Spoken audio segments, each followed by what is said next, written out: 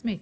Oh, thank you very much, Madam Deputy President. Thank you, Senator O'Neill, for that very enthusiastic discussion in regards to the benefit of superannuation in our country. And I'd be the first one to join with you in acknowledging that former Prime Minister Keating, I think he might have done it as he was the Treasurer, I think that superannuation does have a very strong and sound place, not just in our financial system and the benefit that it brings to providing future investment opportunities, important projects, but it has given ordinary Australians, like my parents. I was born and bred in a working class part of Perth, in Perth's northern suburbs. Proud to say that my parents still live in their home after the last 40-odd years, with its very modest extension, which allowed their two eldest sons to not have to share a room anymore. But these are the lived experiences of Australians, and we know, of course, that providing Australians with housing choices and providing them with affordable housing choices is critical.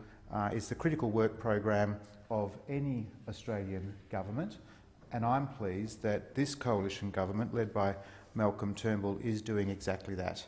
Housing affordability, giving Australians affordable housing choices, addressing other housing issues has been front and centre in the work of this coalition government, and indeed the work that Treasurer Scott Morrison has done, supported by the Assistant Minister Michael Sukkar.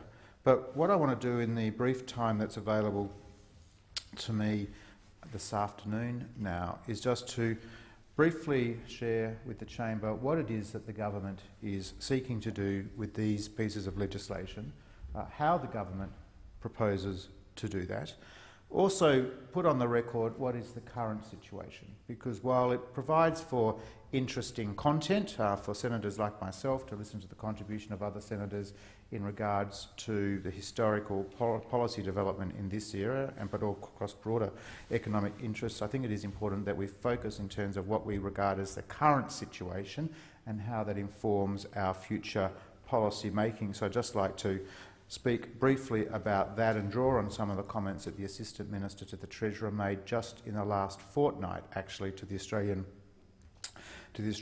Property Investors Conference, but also focus a little on the important issue of supply. I'm one of those people that believes that discussions around housing access necessarily involve a discussion about supply of housing stock, supply of land to be available for future housing stock. And in addition to that, just want to talk briefly about some commentary that's been made by the Reserve Bank of Australia in a submission that it made to the House of Representatives inquiry into home ownership. And it doesn't matter what particular economic debate it is that we have to face in this chamber, it necessarily requires us to make decisions or choices about what sort of information are we going to rely upon in order to inform our decisions. We heard from Senator O'Neill that she puts a lot of faith in the informed views or the research views of some elements of the trade union movement. I'm not saying whether that's right or wrong, I'm just sort of reminding people that when we come to debate particular issues in this chamber, we bring our own worldview. For my own part, I prefer to trust the judgments and the historical evidence that's been accumulated by organisations like the Reserve Bank of Australia. And I rely on the information that's brought forward in public debates and public discourse from the Reserve Bank for a number of reasons. I do think that they have a corporate knowledge around these issues that is built on access to very substantial evidence that other stakeholders don't necessarily have.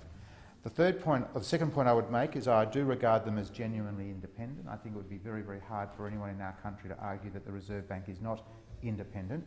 But thirdly and perhaps more importantly, when we think about who are those people that are the custodians of the future economic management of our country, some people will say, oh, well, that's definitely Malcolm Turnbull because he's the Prime Minister. Some people say, well, that's definitely the Senate chamber because they're parliamentarians and they're interested in the economic future and because they want to win elections and get the support of constituents. I argue that it's those trusted institutions. It's those trusted institutions like the Reserve Bank of Australia, which will be there when Senator Smith moves on, when Senator Duniam moves on, indeed when Malcolm Turnbull is no longer the Prime Minister.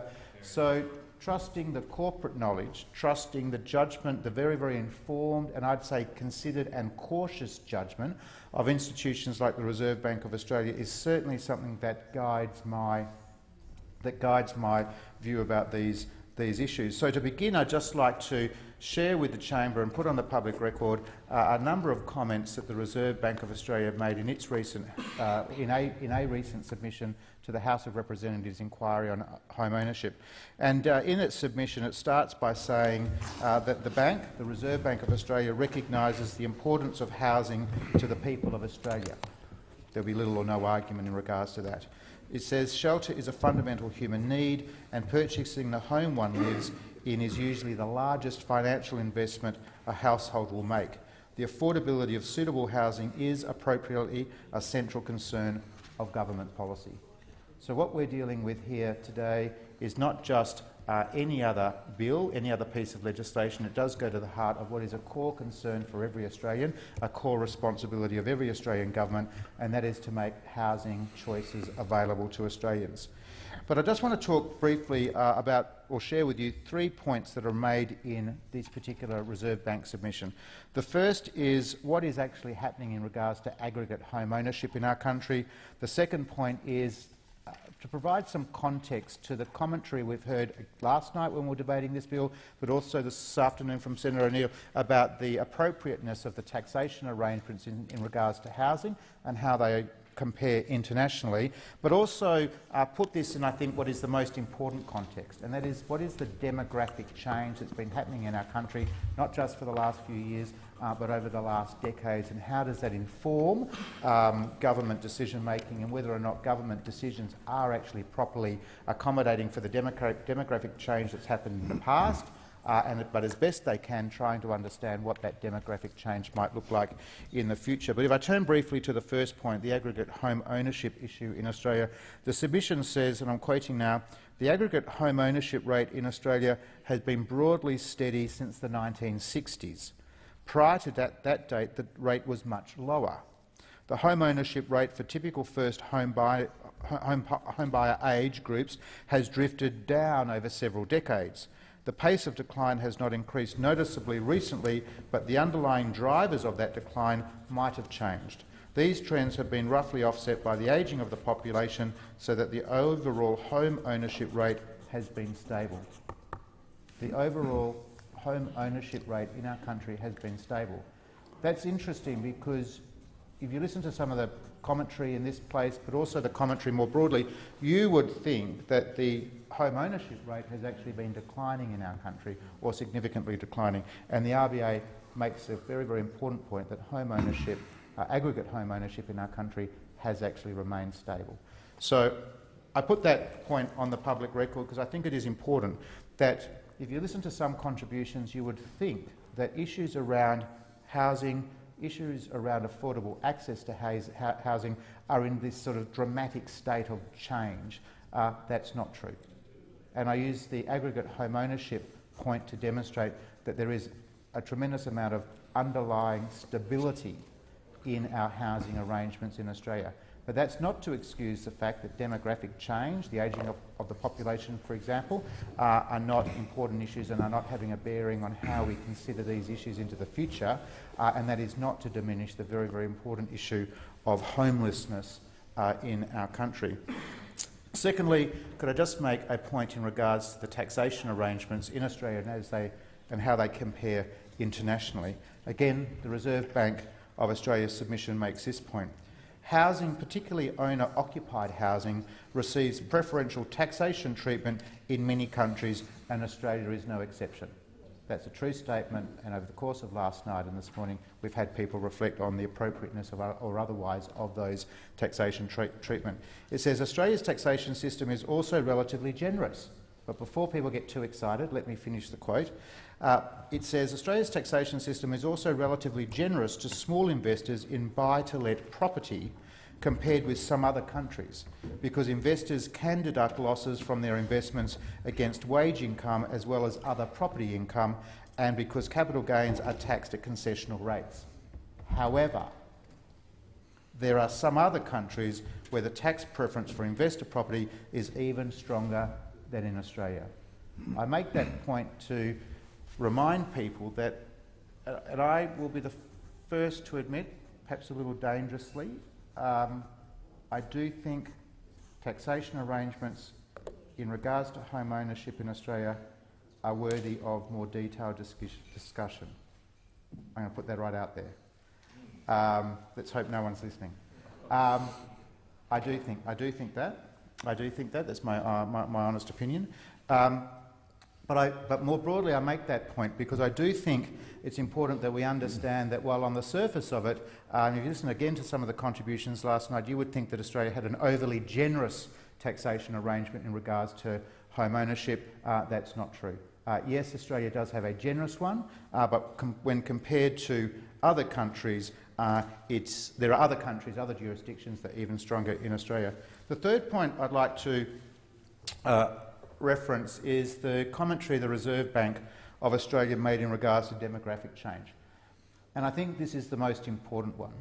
When I think of my own parents' experience, married in the late 1960s, raising 3 children in the early 1970s, my father being a policeman for 35 years, my mother having the benefit of being able to, my mother having the choice to be able to stay home and raise 3 very, very young children in Perth's northern suburbs. When I think about that experience, both as young parents and what that meant for their home ownership, they bought a very, very modest home in Perth's northern suburbs, a State Housing Commission home it was. It had 2 bedrooms, now it's got 3.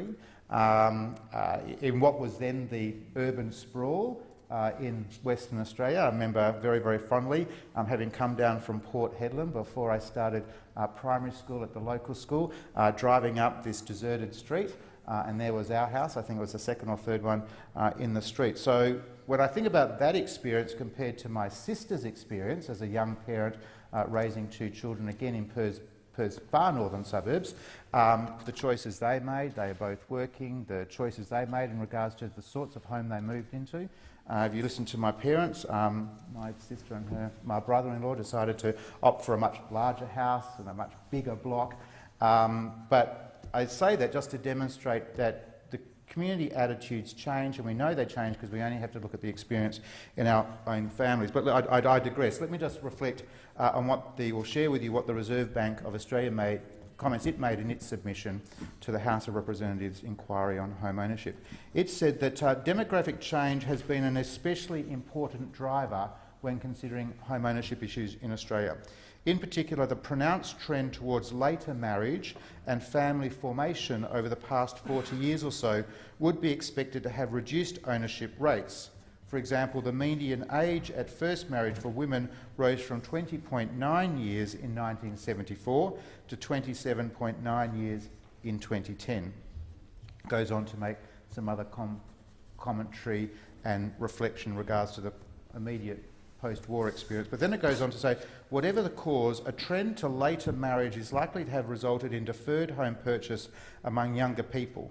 Over recent decades, there has also been an increase in the prevalence of single adult households, particularly single-parent households, in part driven by significantly higher divorce rates since the 1970s. This trend is also likely to have weighed on the home ownership rate, as single adult households have a much lower tendency to own their own home.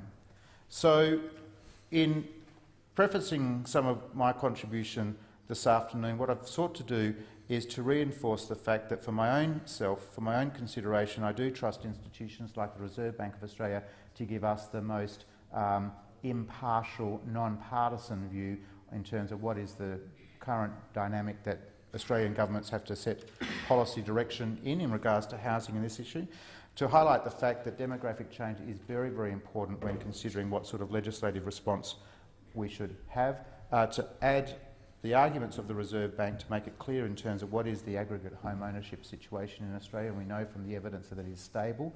It is not in a state of serious decline, as some have tried to suggest, but also to put in its proper context what are the taxation arrangements and how they fare compared to other international jurisdictions.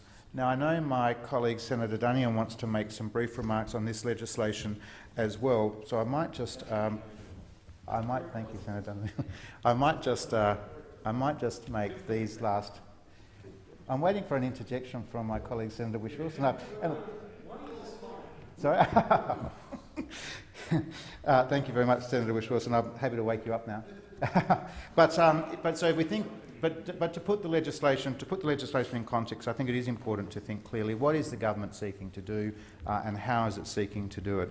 So, from the outset, and this won't be new news to senators in this place, the government is trying to create the right incentives around ownership of homes and housing choices for our country, and importantly, to improve those housing outcomes across the whole housing sector, to improve those housing outcomes for first home buyers, to improve those housing choices and outcomes for those that choose to rent or are forced to rent, to improve those housing choices for older Australians who are looking to downsize. And I think this is probably the one area where better understanding demographic change and the rate of that demographic change will inform government policy settings quite critically, but also to provide affordable and community housing and to ameliorate the suffering that is caused by homelessness. And of course we know that homelessness has many causes. Certainly lack of access to home and shelter is important, but we know that mental health considerations and other sorts of things. At another time I'm happy to share with you, Senator Wish-Wilson, my own family's experience in regards to homelessness, but that is for another time. Now, of course, we know that Australians deserve accommodation and housing choices, but at all times this does reflect on the changing lifestyle decisions that Australians make for themselves, the demographic change. And we know that in our own life cycle, as we move from young person to those of us with young families, to those of us with established families, and then to ageing, we know that those accommodation and housing choices necessarily change. And what we want to make sure, through a superannuation system that Senator O'Neill talked about, a superannuation system that I'm big enough to agree is a significant and important addition to our financial security, both as individuals but as a nation. I absolutely endorse that. But these decisions the government has taken are informed, they're carefully constructed. Some would say they are modest, but I would say that they are well designed, they are fine-tuned to make sure that government is staying abreast of those housing needs for Australians, but also being mindful of the fact that demographic change is driving a reconsideration of our attitudes around housing, and that is very, very important. So with those few remarks, I might take my seat and thank you, Mr Acting Deputy President. Thank you, Senator Smith. Minister.